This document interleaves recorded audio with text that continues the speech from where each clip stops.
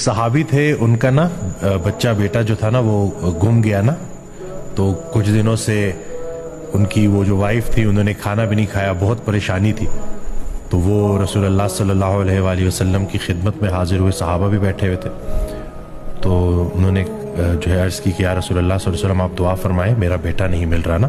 تو ایک صحابی نے ان کو کہا کہ وہ فلانی جگہ پہ نا بچوں کے ساتھ کھیل رہا تھا. تو یہ سن کے وہ اٹھ کے خوشی سے جانے لگے. تو رسول اللہ صلی اللہ علیہ وسلم نے ان کو روک دیا اور کہا کہ ارشاد فرمایا کہ آپ کے بیٹے کا نام کیا ہے, تو اس کو اس کے نام سے پکارنا. تو وہ جو صحابی تھے, میں نے پوچھا کہ یا رسول اللہ صلی اللہ علیہ وسلم اتنے عرصے سے اتنے ٹائم سے میں نے بیٹے کو نہیں دیکھا, تو اس میں کیا مصلحت ہے؟